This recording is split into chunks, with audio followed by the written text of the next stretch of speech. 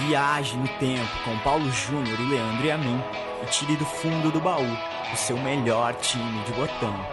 Agora na Central 3.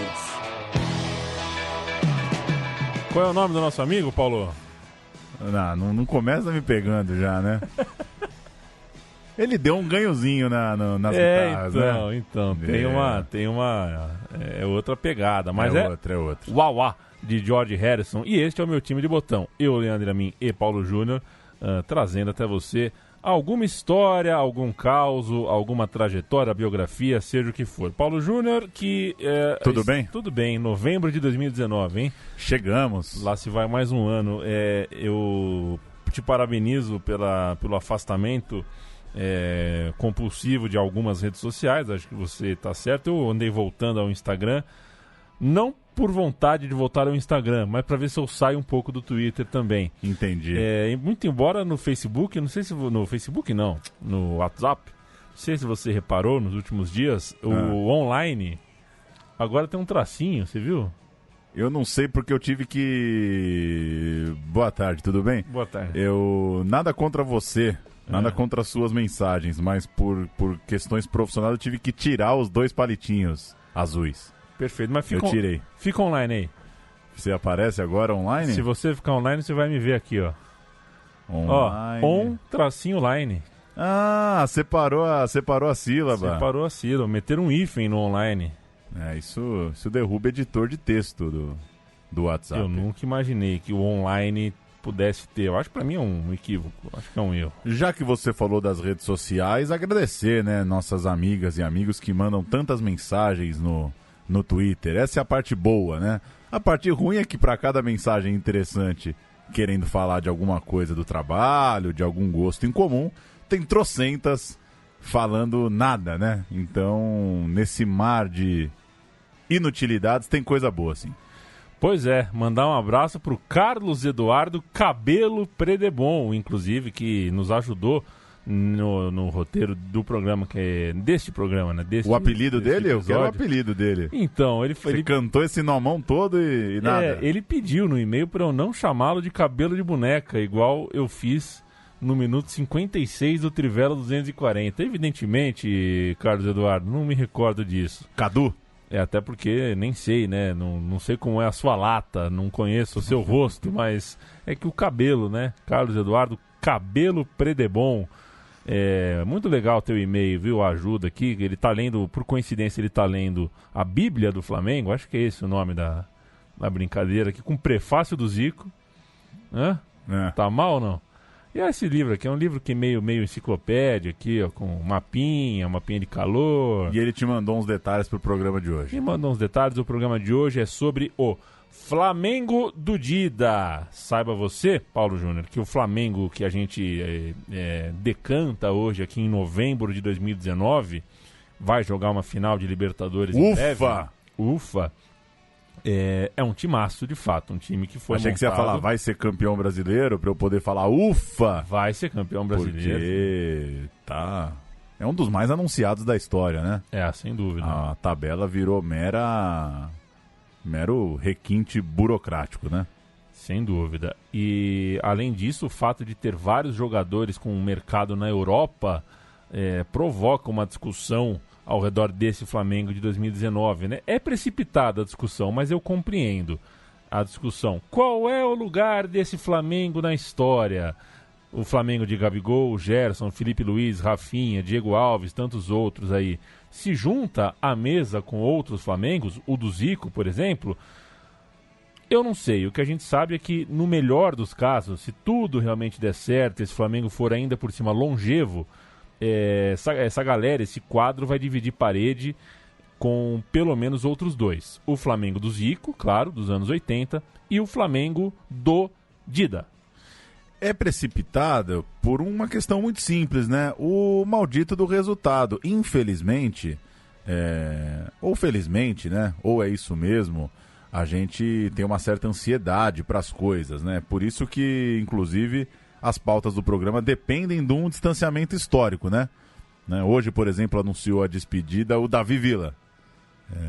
Daqui uns 30 anos a gente pode fazer o meu time de botão do Davi Villa com calma, né?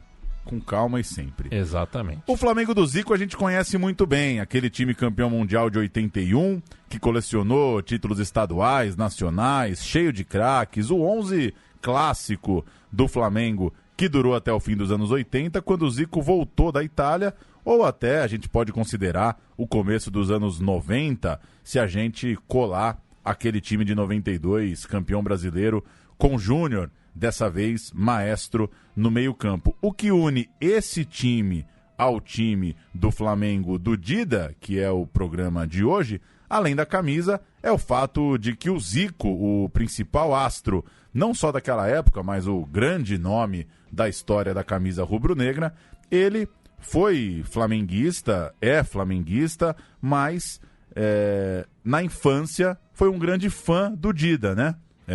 Se hoje é fácil a gente ligar o Zico ao Flamengo, muito disso passa pelo Dida, que era o cara que como você chamou no programa? O Zico antes do Zico. O Zico antes do Zico, se o Zico não fosse o Zico, ele queria ter sido o Dida, provavelmente. Então, se o Zico foi o que foi, passa muito por um garotinho que sonhou ser esse cara que a gente vai falar hoje. Arthur Antunes Coimbra, o Zico, foi ao programa de Fátima Bernardes, o matinal Encontro.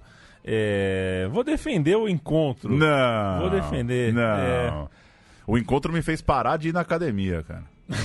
Meu único horário era o do Encontro e a esteira fica na testa da Fátima Bernardes. Você praticamente sua na Fátima Bernardes. Eu tive que parar. E é incrível como deixam na Globo, né? Em qualquer lugar, cabeleireiro, padaria, as pessoas deixam na Globo. Já tem mais de 200 canais. Mas as pautas eram às vezes boas, viu? Às vezes era boa. Às vezes boas, às vezes era boa. Falava sobre, assim, o mundo não tem o video show, né? Acho que a gente já pode festejar. Muito embora o Se Joga, que colocaram no lugar, tão distópico igual. Deixa eu refazer aqui a lembrança que eu já fiz no Som das Torcidas. Fernanda Gentil, a senhora fique bem no chamado Entretê, tá? Se divirta aí no Entretê da TV Globo.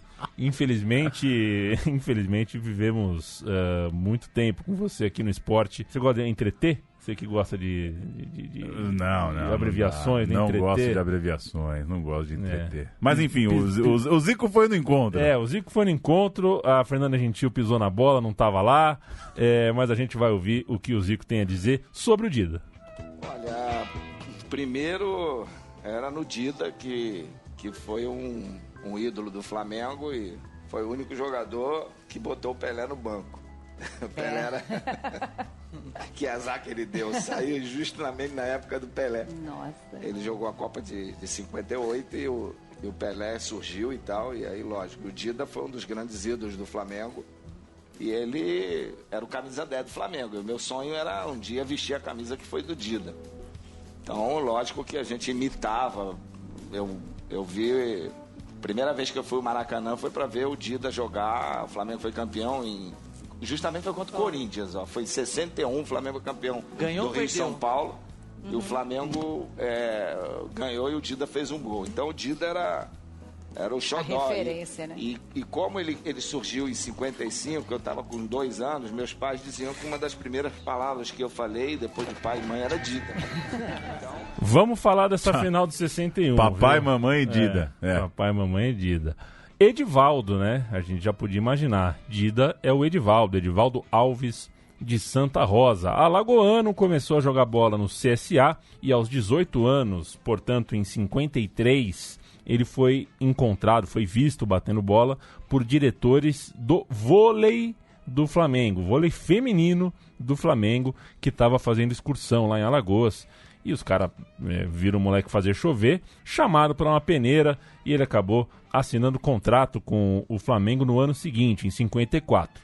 Mas só lá para os 20 anos, de 20 para 21, em 55, é que o Dida passaria a ser presença regular no time principal. É o ano de 54, o ano de Copa do Mundo, que marca a chegada do Dida em um Flamengo que vira... no passado recente, né, caras como Leônidas e Zizinho irem embora, e agora via a chegada do Dida, que chegou tímido, não chegou como certeza de nada. Tem uma brincadeira nessa história também. Esse Flamengo era treinado pelo Fleitas Solis, o bruxo, até hoje um dos maiores técnicos da história do clube, certamente um carimbo que marca esse período, já que ele chegou e foi embora, chegou em 43 e foi embora em 52? Não, chegou em 53 e foi embora em 62, né? Isso, 53 a 62, isso, 9 anos de trabalho, com um período pelo Real Madrid ainda, né? Ele teve uma passadinha lá no Real Madrid. Ele não era português como hoje é o Jorge Jesus, mas era paraguaio, era também um técnico gringo no rubro-negro e recebeu Dida para fazer parte daquele time vitorioso. Naquele ano de 55, o primeiro com o Dida jogando para valer, seria o ano do tricampeonato consecutivo do Flamengo. O Flamengo era campeão 53 e 54, no primeiro ano do Dida, já no time de cima, titular, coisa e tal, foi o ano do tri. O time de 53, enquanto o Dida jogava seu último ano no CSA, o time de 53 é o primeiro do tri, né? O primeiro título do tri. Revelava ao Flamengo um menino chamado Evaristo de Macedo. O Evaristo, que seria um dos maiores jogadores de seu tempo. Ele era parte do segundo quadro daquele campeão de 53, né? Era o time reserva ali, que tinha a seguinte escalação. Garcia, ou paraguaio, né? Tinha o paraguaio, o goleiro paraguaio, Marinho e Pavão, Dequinha, Servilho e Jordan, Joel, Benítez, Índio, Rubens e Esquerdinha. Meteu um 2-3-5 aqui? Um 2-3-5. Tem dois paraguaios aqui na ficha, tem dois paraguaios, né? Talvez eu tenha colocado o paraguaio indevidamente no gol. Mas é isso aí, o time era esse. Os dois eram paraguaios? Não, peraí, não sei. Não sei, essa coisa de pegar a ficha é complicada. É verdade, isso. O Benítez era paraguaio. E eu acho que tinha um goleiro que chamava paraguaio. Você tem alguns minutos pra tentar se arrumar. O som da marchinha que estourou em 54 tem um trecho retirado do livro A Nação, abre aspas pra música no Carnaval de 54. No Carnaval de 54, estourou nos salões de baile uma marchinha de carnaval que ajuda em muito, como uma pista, a entender de onde vinha a popularidade do Flamengo. O autor era o Capitão Mengo, um folclórico torcedor rubro-negro, personagem das arquibancadas dos estádios de futebol do Rio daqueles tempos.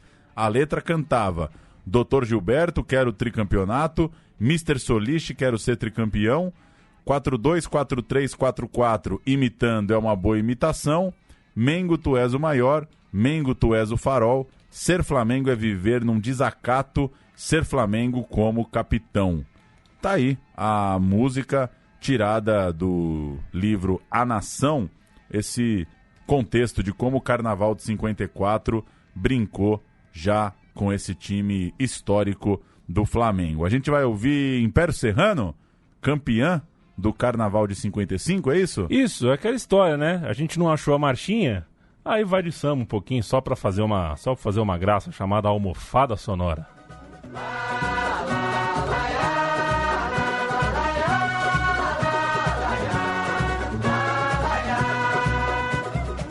A 25 de agosto de 1803, data em que nasceu Caxias, soldado de opulenta galardia.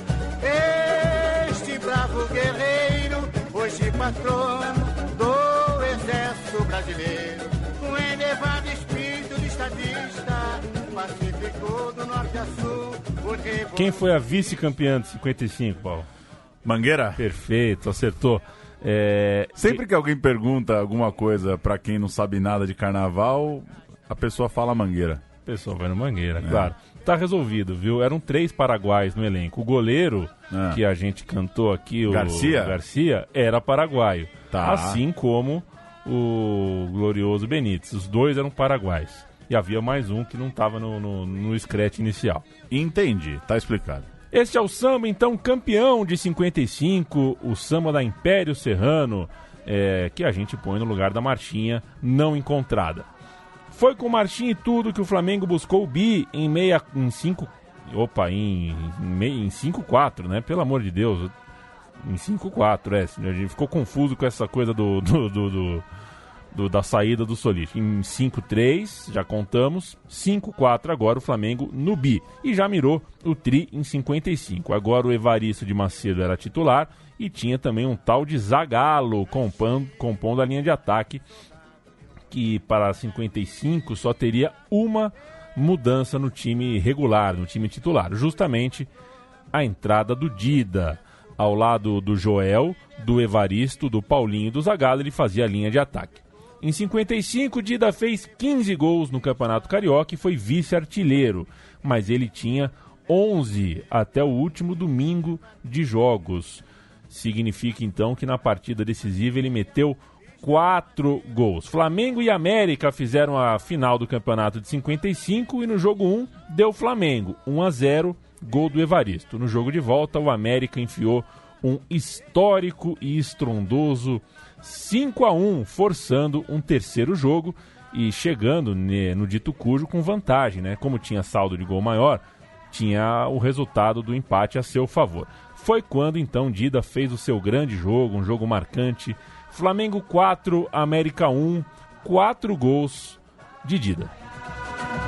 Executa, corta na passagem Rubens, mas a bola volta ao Flamengo, está em tempo para o jogador Bequinha, trabalha para Duca pela meia direita, toca na bola, para João no bico da área, apontou, tirou, passou na frente, a bola de João, vem para o Zagallo, apontou e atirou, Evaristo trava, vira, vai completar, apontou, atirou, gol do Flamengo, está inaugurado o marcador em Maracanã, domingo, entrou o Dida para o Flamengo e marcou um gol de abertura, praticamente sem querer. Quem chutou a bola foi Duca, penetrou o Dida, atirou com Pompeia batido, a bola bateu em meus dadinhos já dentro da meta e ganhou finalmente as malhas. Um gol meio dramático para o América, um gol... Eu tinha 9 anos quando o América foi decidir a melhor de 3 com o Flamengo. O 5-1 no segundo jogo, eu não lembro bem. O que eu lembro bem é da vitória de 4-1, 3 dias depois dessa goleada que o América aplicou no Flamengo. Foi a primeira vez que vi minha mãe chorando, minha mãe colada no rádio que tinha num quarto, chorando e dizendo: seu pai deve estar muito triste. Meu pai tinha ido ao Maracanã torcer pelo América. Eu acho que na história do América não há jogo mais triste, mais significativo, mais marcante do que essa derrota para o Flamengo. Nós tínhamos perdido o primeiro jogo da melhor de 3 por 1-0, vencido o segundo por 5-1 e 3 dias depois apanhamos de 4-1. 4 gols desse moleque alagoano Dida. O que aconteceu de importante e que acabou deixando o América neutralizado nesse jogo? Cangaceiro Tomires, lateral direito, deu uma cacetada no meia talentosíssimo, cérebro do time do América, o Alarcón, e o América ficou com 10 jogadores. Naquela época não havia substituição. O Flamengo dominou então o jogo, Mário Viana não expulsou o Tomires, a torcida do América protestava, os jogadores protestavam, mas o Flamengo aniquilou o meu pobre América. O Flamengo conquistava ali seu tricampeonato, graças principalmente à cacetada do Tomires e principalmente à atuação maravilhosa, sensacional desse jovem alagoano Dida, que fez os 4 gols da vitória do Flamengo. Tá bom pra você, Paulo Júnior? Ficou triste o Zé, hein? Ficou triste. Não pode pedir essas coisas, né? Chama o cara pro programa no dia que o América toma um saco do Dida. Fiquei meio mal, viu, Zé? Um abraço, Zé Trajano, torcedor do América. Viveu a dor do outro lado, né? Perdeu essa final. E o Dida, nos anos 80, já um senhor, falou sobre esse jogo para a TV Cultura. A gente vai ouvir o Dida e depois dar o servição do jogo. A final de 5-5.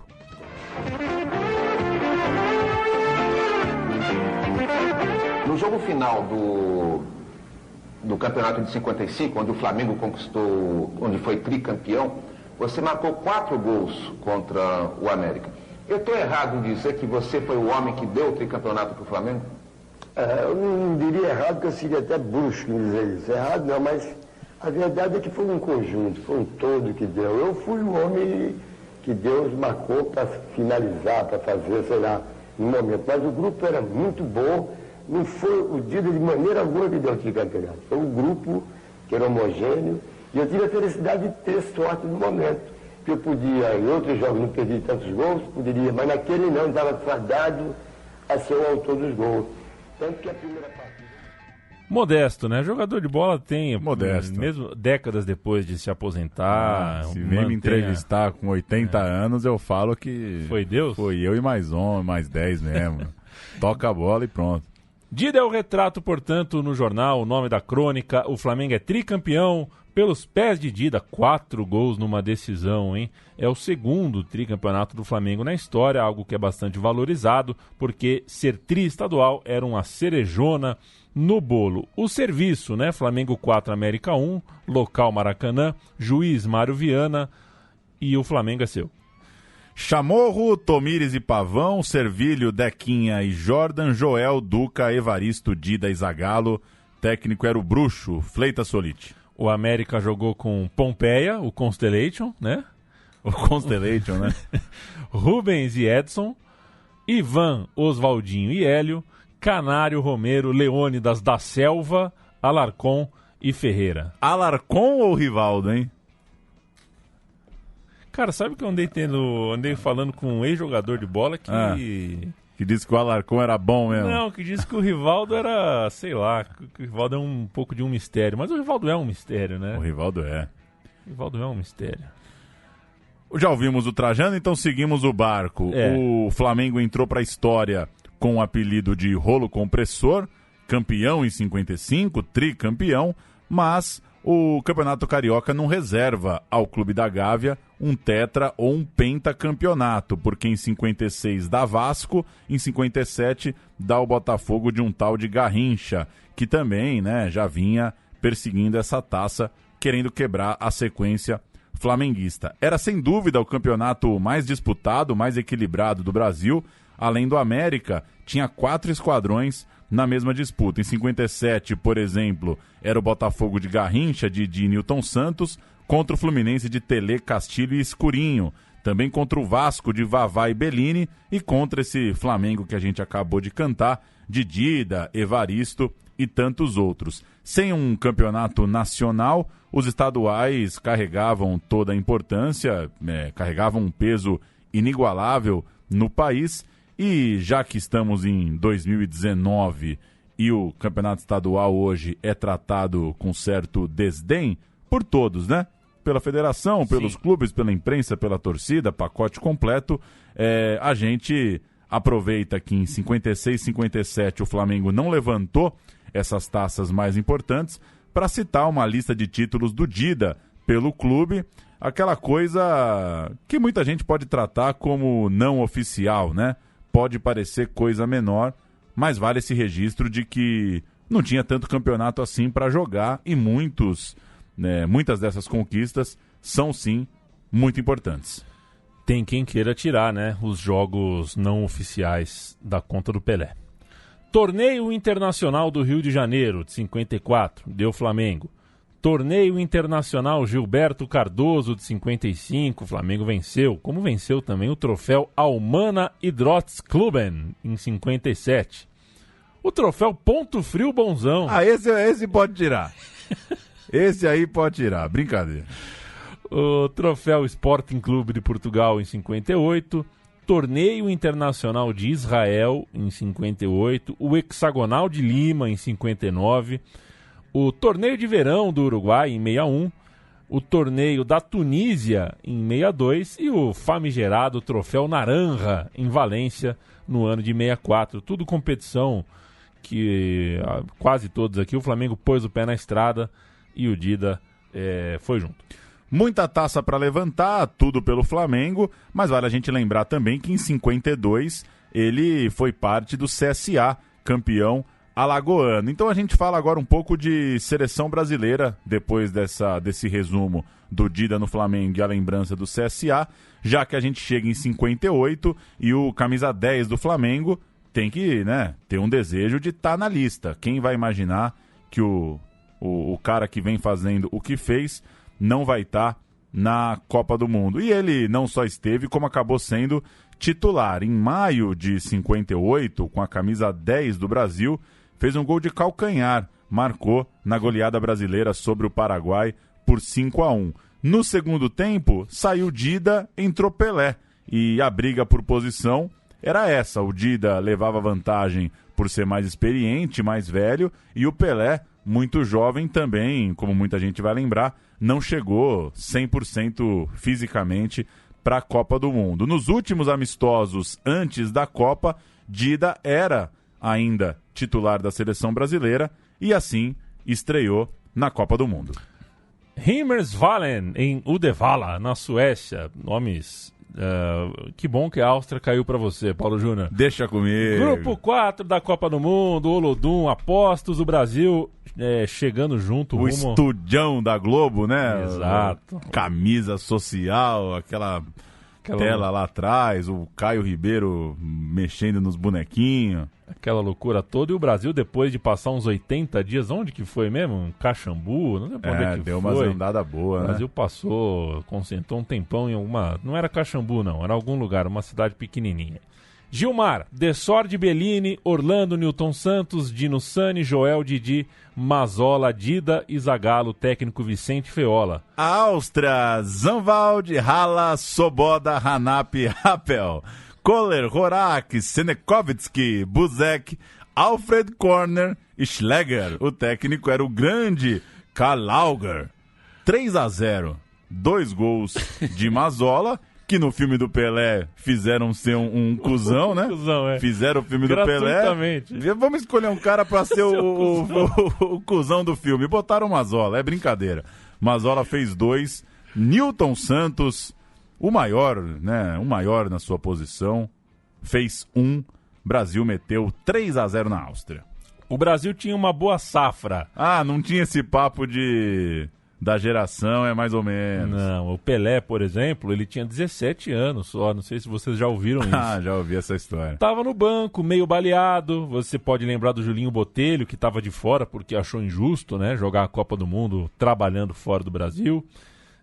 Vacilou o Julinho, né? Vacilou, podia estar nesse rolê legal. Pô, 3-0 na Áustria. Se sem essa Copa ele comprou metade da penha... Se ganha. Segunda rodada, o Dida é sacado da equipe. Aos 24 anos. Crocodilagem.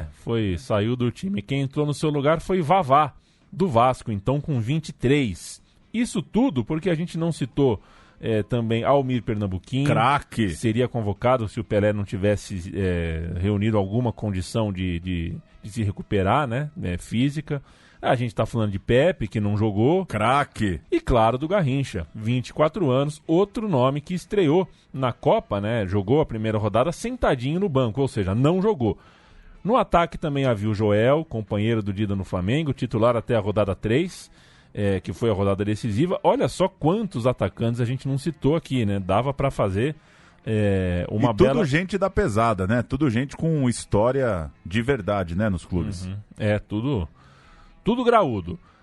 Citei que a rodada 3 foi decisiva, né? Então vamos a ela. Brasil 3, União Soviética 0. Um jogo que, se a gente perde, seria o desastre, bem antes do que a gente planejava. O time foi escalado nessa partida com Pelé e Garrincha juntos.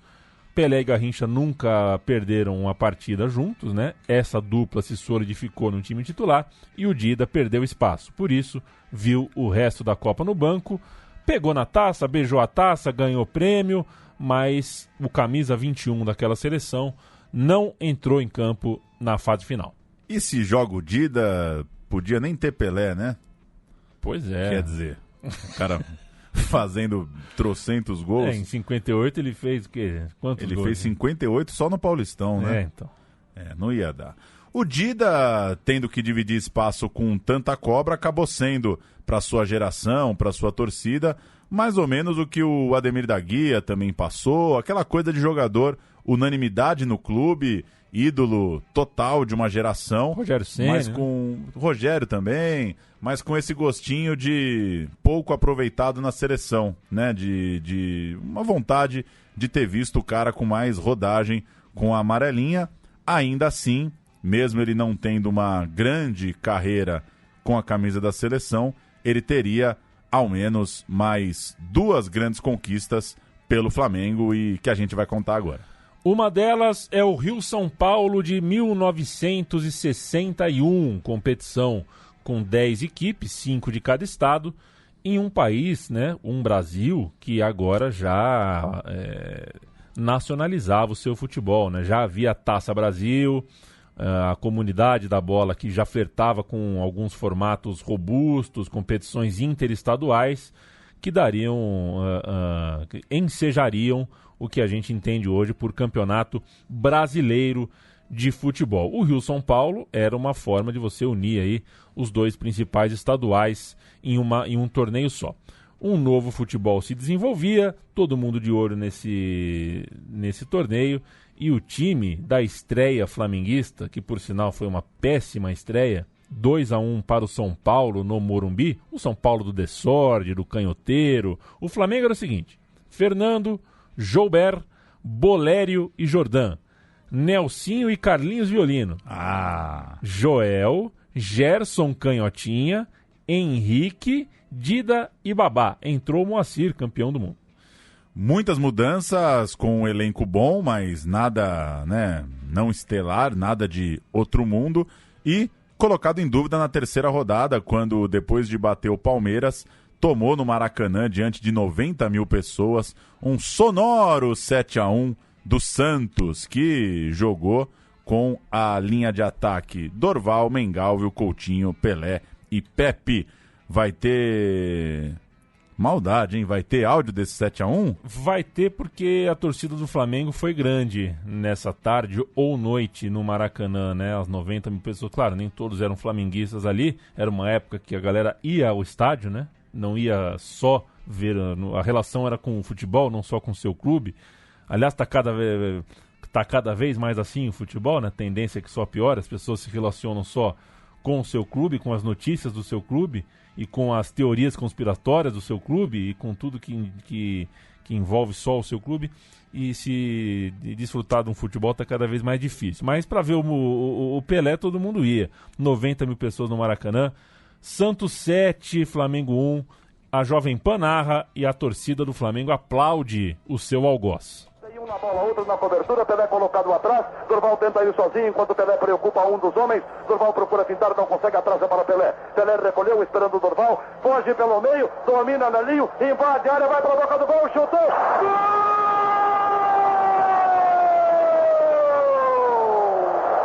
Depois de dominar a Nelinho na tabela com Dorval, passou por Jordão, passou ao lado de Bolero, foi buscar o ângulo esquerdo da área pequena para chutar por trás de Fernando, marcando o gol número 7.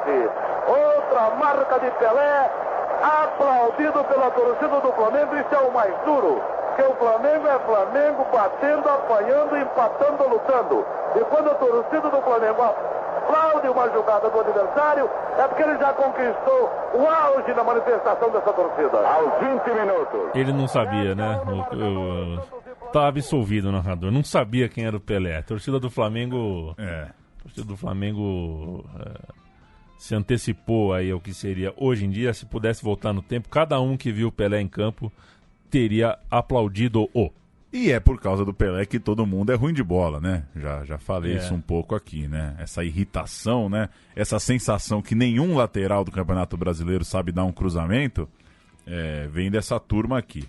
Depois disso, nova derrota agora no Fla-Flu, 2-0 para o time de Zezé Moreira contra o do Fleitas Solis, que voltara de uma passagem rápida pelo Real Madrid, deu um pulinho no Real Madrid e voltou pro Flamengo. Teve também um Botafogo 3, Flamengo 0, além de um Corinthians 3, Flamengo 0, ou seja, a primeira fase foi um esculacho, mas o Flamengo conseguiu passar, sabe-se lá como, com a última vaga, fez 12 gols e tomou 20. Campanha nada animadora, mas foi passando. A fase final era estranha, era um hexagonal, ou seja, 3 times de cada estado formavam aí o hexagonal, mas só haveriam confrontos entre estados, ou seja, não haveriam clássicos... Boa fórmula, hein? Boa fórmula. Clássicos regionais... Rio-São Paulo é Rio-São Paulo. Só ia ter jogo Rio-São Paulo. 3 rodadas, portanto, com 6 times na tabela. E só um dos times foi 100% nessas 3 rodadas. Na hora H, na hora do vamos ver, o Flamengo fez o seu jogo e levou a taça. Estreou contra o Palmeiras, 3-1. Gols de Joel, Dida e Gerson Canhota. O gol do Palmeiras foi marcado por Humberto e o Flamengo jogou com Ari, Joubert, Bolero, Jadir e Jordan, Carlinhos e Gerson, Joel, Henrique, Dida e Germano. Palmeiras de Valdir, Jorge de Djalma Santos, Geraldo Escoto, Aldemar e Zequinha, Julinho, Humberto, Geraldo Chinesinho e Nelsinho. O técnico era ele, Armando Renganetti. A segunda partida está descrita por nós como uma catarse. Um segundo olhar um pouco mais apurado mostra que não foi tão catártico assim, porque o Pacaembu não estava exatamente... entupido. As pessoas não estavam... O santista médio não estava engajado. Não tinham as 4 fileiras de caixa de feira na grade. Exato. Mas, ainda assim, diante do contexto, é uma catarse. Santos versus Flamengo no Pacaembu. As manchetes lembravam do 7-1 da primeira fase, né? E se foi 7 no Maraca, imagina como vai ser no Pacaembu. Eis que veio a vingança flamenguista. Santos 1, Flamengo 5. É verdade, o Santos sem Pelé. Não dá, né? Aí até eu. O Santos sem Pelé, mas, enfim, revanche. Mas tinha o Pepe, que é o melhor, o maior artilheiro desse mundo. Porque o Pelé... não é desse mundo. Seu Pepe. Eu gosto das cascatas do seu Pepe. Esse jogo foi um mês depois, né? Então, logo 30 dias depois, uma vingança pra ninguém botar defeito. Gerson Dida e Gerson marcaram os gols. Mandavam pouco simétrico, no time. Hein? Mandavam pouco no time. Gerson Canhota e Dida Alagoas.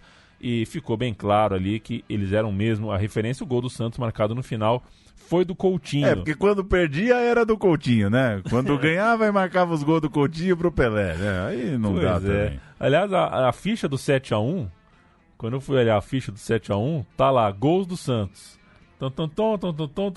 Aí tem um Pelé aos tantos minutos. Abre parênteses. Ou Coutinho. Cipá Coutinho. Aí complica. O Coutinho tem uns 100 gols aí no Cipá, né? Pelo menos. Pois é, a iluminação era ruim, não tinha tape e os dois fisicamente eram muito semelhantes. O Santos, Lalá, ele mesmo, Fiote, Mauro e Getúlio, Formiga e Lima, Dorval, Mengalvo e Coutinho, Nenê e Pepe. Não dá, né? O Nenê. Eu acho que esse jogo queimou o tal do Nenê, né? não tem cabimento, era a chance da vida, rapaz. O Flamengo, Ari, Joubert, Bolero, Jadir e Jordan, Carlinhos e Gerson, Joel, Henrique, Dida e Germano. Você fez questão de lembrar que o Joel estava voltando ao Flamengo, não é que ele ficou essa quase década, né? A gente falou do Tri lá em 54, 5, o Tri em 55, isso aqui já é 61. Não é que o Joel estava esse tempo todo, não. Era a volta. Com o Corinthians, o seu último rival, já fora da disputa, bastava ao Flamengo vencer um adversário desinteressado, entre aspas, e secar também os alvinegros cariocas para ser campeão. O Botafogo, por exemplo, tinha 3 pontos e o Vasco tinha 4. Eram eles que podiam pegar a taça do Flamengo. Essas 3 rodadas, aliás, mostraram a força do futebol do Rio, né? O Rio-São Paulo, com todos esses confrontos entre estados, deu 7 vitórias cariocas e só 1 vitória paulista. E no Maracanã, para um pouco mais de 40 mil pessoas, deu Flamengo na cabeça. decisão do torneio Rio-São Paulo teve o Flamengo na partida final a um passo do título. O jogo era contra o Corinthians e bastava uma vitória para os rubro-negros conquistarem pela primeira vez o título do importante torneio. O Rio-São Paulo era na época um tira-teima entre as duas maiores forças do futebol brasileiro.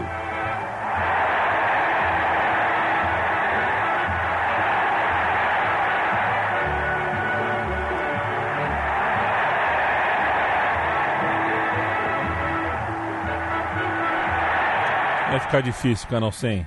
Fica difícil. O Flamengo jogou com Ari, Gilberto, Bolério, Jordan, Jadir e Carlinhos, Gerson, Joel, Henrique, Dida e Germano. Técnico, o Bruxo. Gols de Joel aos 7, Dida aos 21. Esse segundo gol, o gol do Dida, que afinal de contas é o nosso personagem central, foi dentro da pequena área, recebendo um cruzamento rasteiro que veio da direita dos pés de Joel. O Corinthians na fila braba, que só ia terminar muito tempo depois no gol do Basílio. Cabeção, Olavo e Ari Clemente, Jaime Oreco, Sidney, Zag, Paulinho, Miranda, Rafael e Gelson. O técnico Sir Alfredo Ramos. E aí você pega um campeonato desse bom, né? Campeonato pesado, né? 3 clássicos para definir o campeão, coisa e tal. E tem que entender, né, o tamanho do regional, né? Porque daí depois o senhor Guardian, o senhor Marca, a senhora Gazeta dello Sport, na hora de contar lá os gols dessa turma, contam os campeonatos nacionais, né? E olha o tamanho, né, desse Rio-São Paulo. Isso aqui era o creme de la creme do futebol brasileiro, campeonato muito legal de lembrar. Imagino o nível técnico de um Rio-São Paulo em 61. A outra e derradeira conquista do Dida pelo Flamengo foi o Carioca de 63. É dele que nós vamos falar, o Carioca de 63. Já fazia tempo demais que o Mengão não ganhava o seu estadual, mas isso também não significa que o investimento foi alto para isso. O caixa não estava tão forte assim. Junto do Dida, o Flamengo tinha o Ayrton Beleza. Ele mesmo. Ele pingou entre Flamengo e Botafogo, era emprestado para cá, ia para lá, era um jogador que cansou aí de bater entre os dois times, não se firmava em nenhum. O Geraldo, um atacante forte, pernambucano, que defendia o Palmeiras, estava no elenco também, tinha chegado para esse ano.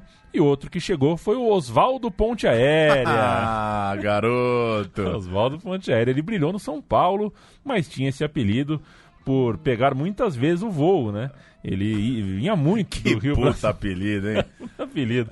Segundo algumas más línguas, inclusive, ele algumas vezes veio para São Paulo para torcer para o seu time do coração, que era o Palmeiras, mas ele vinha toda semana, Paulo. Toda semana ele vinha para São Paulo. Era o pastel, saudade do pastel. Saudade de alguma coisa aqui.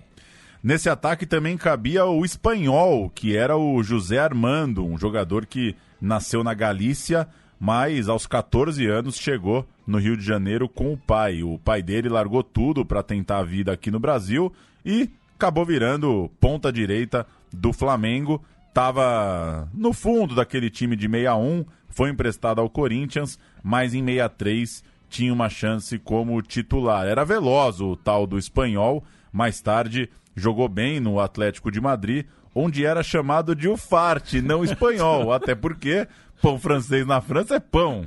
E aí não dava, né, pro rapaz voltar para casa e ser o espanhol. Ele era o Ufarte.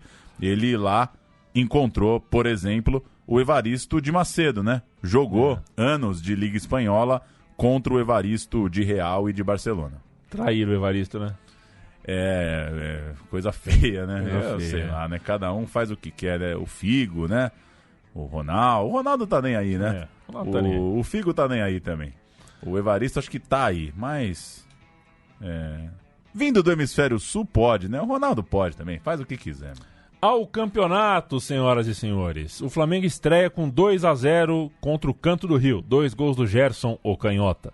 Depois 2-1 na Portuguesa, 1 gol do Dida. Em seguida 3-1 no Botafogo, 2 gols do Ayrton.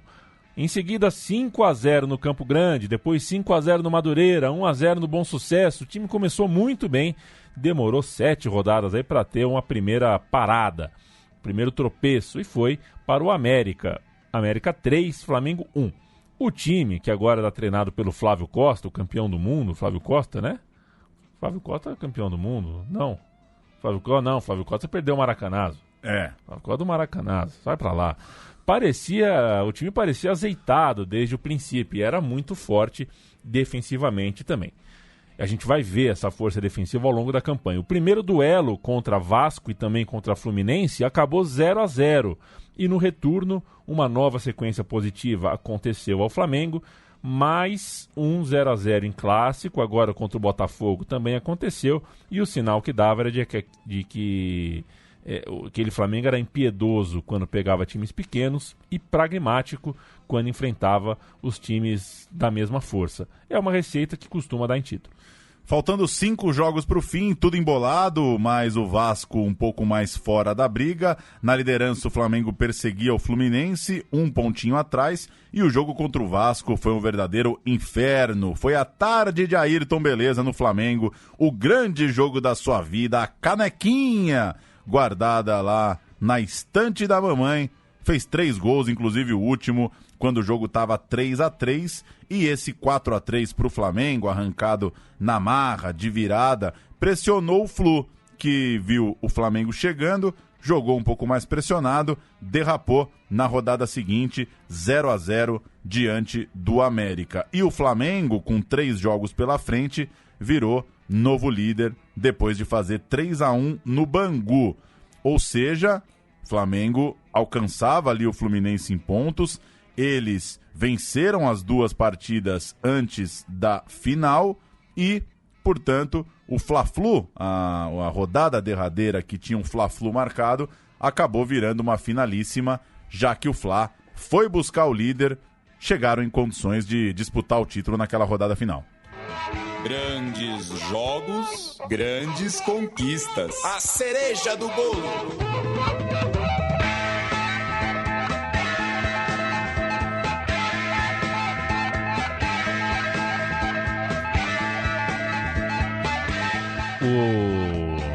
O santo do pontos corridos era bem generoso, né? Nessa época, porque sempre davam uns melão desse, né? Sempre davam uma final de pontos corridos que era como mata-mata. Esse Fla-Flu de 63 é icônico, antes de mais nada, pelo público. Quase 200 mil pessoas registradas no estádio, segundo testemunhas, uma tarde de ainda mais do que 200 mil pessoas, contando as não registradas. 15 de dezembro de 63. Calor. Muito calor. O Flamengo atuando pelo empate e aí vem as histórias, né? Zico e Júnior, então 2 criancinhas que ainda não se conheciam, é bom deixar claro, eles estavam no estádio. Eram 2 dos pirralhos ali. Entendi. Eles estavam lá. Um foi de Gol Norte, o outro de Geral. O Maraca registrou, então, 200 mil pessoas e o Nelson Rodrigues registrou assim, abre aspas... Sem enxergar nada, né? Sem enxergar bolhufas. Os vivos saíram de suas casas e os mortos de suas tumbas para assistir ao maior Fla-Flu de todos os tempos, diz Nelson Rodrigues. O jogo foi a síntese do Flamengo em clássicos naquele ano. A gente já cantou aqui quantos 0-0? Um monte, né? Pois é, vamos cantar mais um. Em 6 clássicos nesse campeonato, o Flamengo conseguiu ficar no 0-0 em 4 deles. Era o que eles precisavam nessa tarde. Fluminense de Castilho, Carlos Alberto, Procópio, Dari e Altair, Odair e Joaquinzinho, Edinho, Manuel, Evaldo e Escurinho, técnico. Ah, não. Ele mesmo? Lamentável, né? Fleita Soliste. Que sacanagem. Que sacanagem. Foi pro lado de lá. O Bruxo era o treinador tricolor na decisão de 63. O Flamengo com Marcial no gol. Murilo, Luiz Carlos, Ananias, Paulo Henrique, Carlinhos Violino, Nelsinho, Espanhol, Ayrton Beleza, Geraldo Pernambuco e Oswaldo Ponte Aérea. O técnico Flávio Costa. Sem Dida e sem Gerson, é isso mesmo. Pouco antes do desfecho do Carioca de 62, o Gerson e o Flávio Costa se desentenderam por questões táticas. Parece que a treta era pelo marcar o Garrincha. O Gerson conta essa história, mas aquela coisa de boleiro que conta a história floreia muito, né? Aí a gente fica meio achando que não é exato, não é só isso, né? Mas basicamente foi isso. Mas deu ruim, né? Por essa razão, por esse atrito, o Gerson só jogou a primeira parte do estadual de 63 e novamente teve uma confusão do tipo. O Jornal do Brasil estampou em 21 de agosto que o Gerson saiu de uma reunião com a diretoria com a promessa de que daria uma resposta sobre jogar fora de posição contra o Vasco, um jogo que ia acontecer dali a pouco. Ele tinha ouvido o pai dele antes, é isso? Ele ouviria o pai dele antes. Ele, assim, ele falou... ele iria consultá-lo.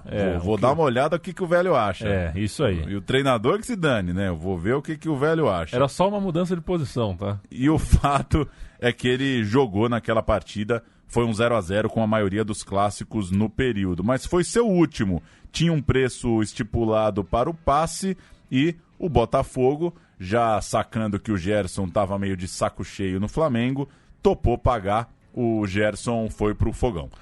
É bom dizer, viu, Paulo, fazendo aqui um pouco de behind the scenes, ou por trás das câmeras, que a gente pesquisa as histórias sem conhecê-las a fundo, né? Então, quando a gente vai buscar e resolve fazer uma história sobre o Dida, e aí o rascunho da história sobre o Dida era, pego aqui, seleção, 61, não sei o que, Rio-São Paulo, termina no Carioca de 63. Aí eu olho, o Dida não tá. O Dida não tá. As rodadas finais do Dida não tá, quase que eu derrubo o roteiro, só não derrubei porque achei... Já estava marcado, né? Eu já estava a caminho, né? Exato. A história do Dida no Flamengo, ele não jogou essa decisão, porque em 27 de outubro, um mês e pouco antes dessa partida, faltando 7 rodadas para a decisão do Carioca, ele teve também os seus problemas com a direção. Ele foi expulso num Flamengo e Madureira, um 0-0 em São Januário. Não foi nada. Não foi nada. Acho que rigorosa a decisão da arbitragem.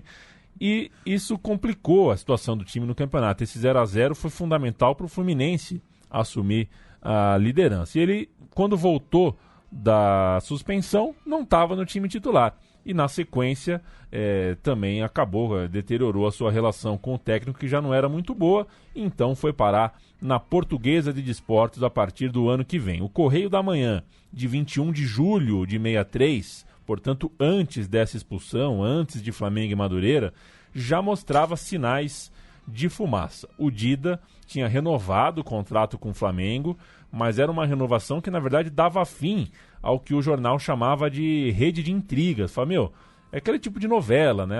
O Dida renova ou não renova foi uma novela. E eram veiculadas as intrigas diariamente nos jornais sobre a relação que ele supostamente não tinha com o treinador, né? Como se ele não era de agora que ele tinha problemas com o treinador do Flamengo. Embora, claro, no jornal, tanto um quanto o outro fala que não tenho nada contra ele, sou eu mais 10, somos todos juntos, tudo mais. Durante a campanha, também o Carlinhos Violino sofreu uma ameaça de ter o contrato encerrado por indisciplina. Também o Jordan, que para continuar no clube teve que se retratar sobre uma entrevista na qual criticou o treinador. Vale destacar também, estamos falando de um momento de como que eu posso dizer, uma injeção de autoridade no futebol brasileiro, né? Não era muito, em todas as histórias da época vai ter muito dirigente que não aguenta jogador que reclama do time, que faz alguma coisa, tempos de disciplina muito, muito rígida. O Carlinhos, então, teve essa ameaça, o Jordan também precisou se retratar publicamente, o goleiro Marcial foi insultado pelo presidente, também foi ameaçado de ser demitido porque exigiu uma premiação maior para o elenco. Enfim, uma diretoria e também uma comissão técnica trabalhando duramente e nada amistosa, né? Tanto a comissão quanto a diretoria não eram nada amistosas nessa relação com o elenco. Vai, Canal 100, mais uma chance. O Fluminense, só a vitória interessava.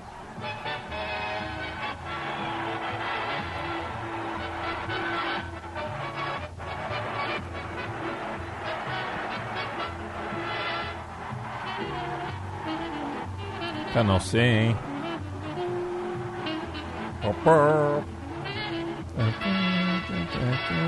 A Situações iguais nos primeiros minutos da partida.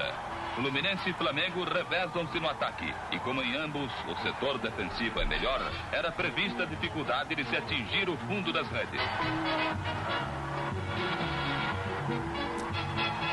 Quando fala também é frase genérica também, né? O gol não saía para nenhum dos dois lados. O jogo foi 0-0, pô. Eu não sei, acho que a gente tem um amigo, né, Paulo? Um amigo que vem de longe. Acho que ele, pelo menos a mim, ele envenenou um pouco o Canal 5 comigo, viu? Eu começo a olhar, eu dou razão pra ele. O cara não conta nada da história do jogo, pô, mas enfim. Vamos lá. O Fluminense amassou, perdeu alguns gols claros. O Marcial, que era um goleiro que veio do Atlético Mineiro, estudava medicina, ele era um culto, um diplomata, fazia seu ano de estreia. Um bacharel. Ele operou um milagre numa bola do escurinho. Eu não vi, né?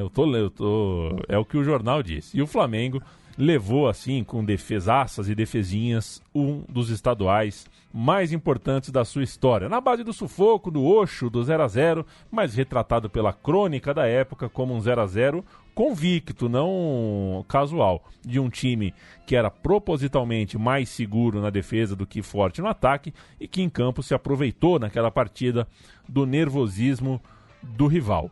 É campeão o Flamengo, que foi o primeiro time que entrou, inclusive é bom, é uma história, é bobo, mas é engraçado, né? O Flamengo foi o primeiro time na história do Maracanã, o Maracanã tinha 13 anos de vida, né? Que entrou em campo precisando do empate para ser campeão e realmente conseguiu o empate. Até então, todos que entraram nessa situação, Brasil no Maracanã incluso, entrou precisando do empate, perde, e acabava naquela campanha, sem protagonismo na conquista, até estava afastado do time, o tempo de Dida no Clube de Regatas Flamengo. Em 358 jogos, Dida fez 264 gols para o Flamengo e é o vice-artilheiro da história do clube. Foi ultrapassado pelo Zico, apenas pelo Zico. A gente está em novembro de 2019. Acho que o Gabigol vai passá-lo em 2022. Impossível. 2,64, tá fazendo 50 por ano? Não vai fazer 50, né? Tudo isso, não.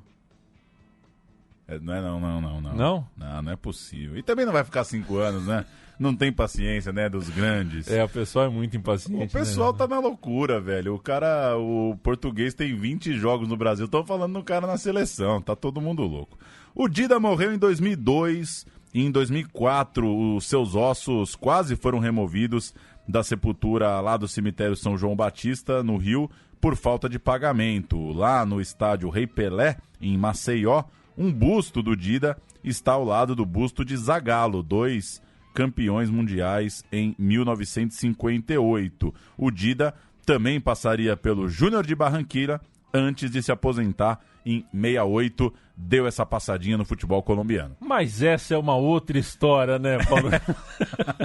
O Júnior Barranquilla do Dida não terá um programa, a não ser que, sei lá, né? Não vai dar, não vai dar.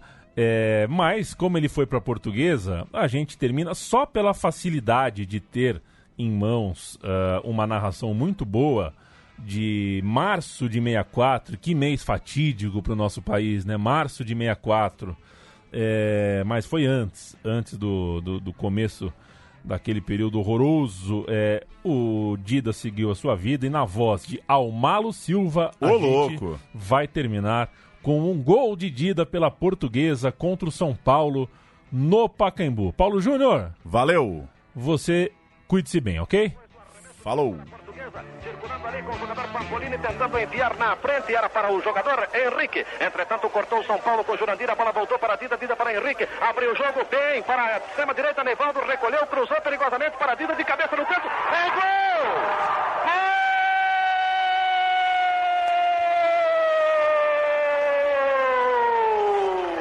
Da Portuguesa, Dida de cabeça, escorando o magistral cruzamento de Nevaldo da direita, botou a bola no canto direito sem chance de defesa para o arqueiro Suli, inaugurando o marcador em Pacaembu quando eram 7 minutos da etapa inicial. Portuguesa 1, gol de Dida, São Paulo 0, Cláudio. reafirmar